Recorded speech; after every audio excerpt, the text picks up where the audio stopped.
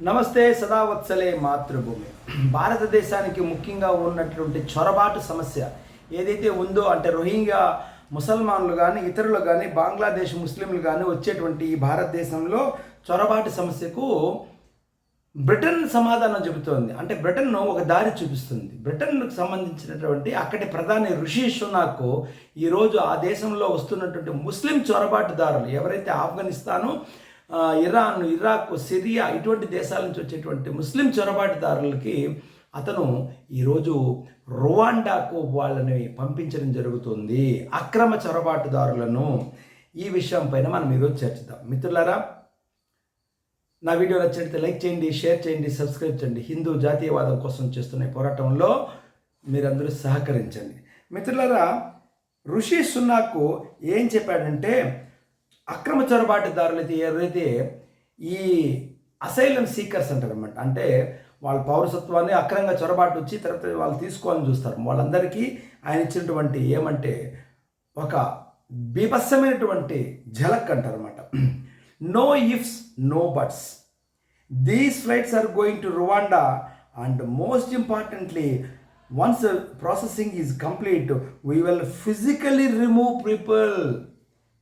చట్టబద్ధంగా మనుషుల్ని అంటే భౌతికంగా అక్కడి నుంచి తొలగిస్తాము.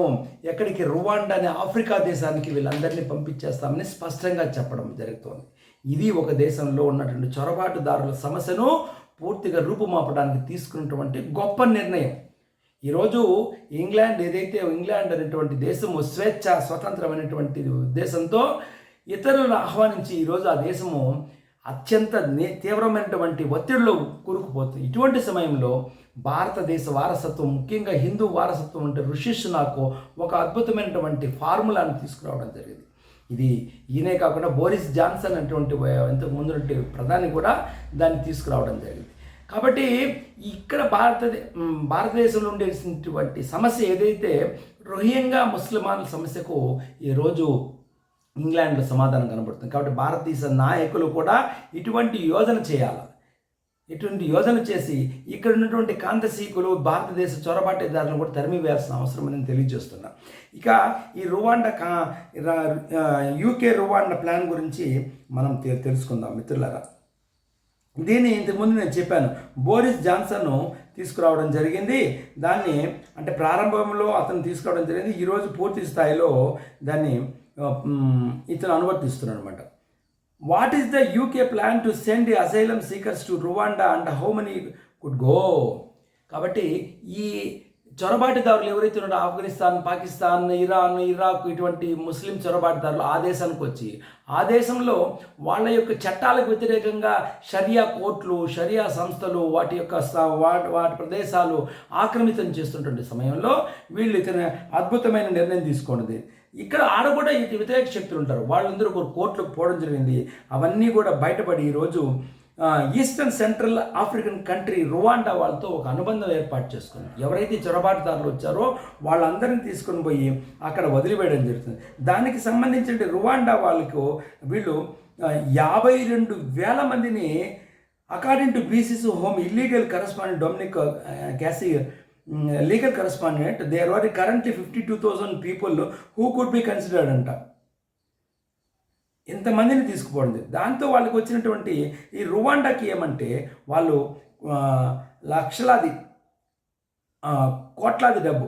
The UK government had paid $240 million Rwanda by the end of 2023. ఈ డబ్బు వాళ్ళకి ఇవ్వడం జరుగుతుంది. అందుతో ఆ దేశం అభివృద్ధి చెందేదానికి వాళ్ళ ప్రయత్నం చేస్తున్నారు. ఆ విధంగా తన్ని తరిమేస్తున్నాడు ఎవరు? ఈ యూకేకి వచ్చినటువంటి ముస్లిం వ్యక్తులు ఎవరైతే ముస్లిం చొరబాటుదారులు. నేను ఊరికే చెప్పటం లేదు, నేను మీకు ఇది కూడా పెడతానండి screen shots. House of Commons library నుంచి తీసినటువంటి ఒక సశాస్త్రీయమైనటువంటి హౌస్ ఆఫ్ కామన్స్ దాని నుంచి అసైలం స్టాటిస్టిక్స్ చెప్తున్నాను. అది ఎప్పుడుది? 24/01 మార్చి 24 లేటెస్ట్ స్టాటిస్టిక్స్. దాంట్లో వాళ్ళు ఏం చెప్తున్నారంటే, nationality of asylum seekers and refugees ఎవరైతే చొరబాటుదారులు వాళ్ళు కానీ వాళ్ళు ఉన్న refugees in 2023 most common reason of asylum seekers was Asia and the most common single nation was Afghanistan.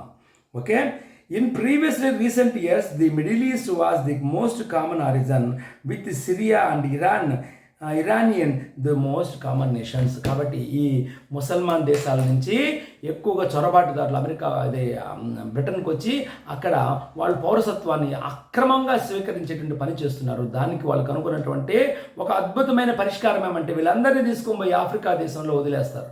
అక్కడ వీళ్ళు బతకాల్సిన అవసరం ఉంది. వీళ్ళకి కావాల్సిన ఏర్పాట్లు కొంత చేయడం జరిగింది.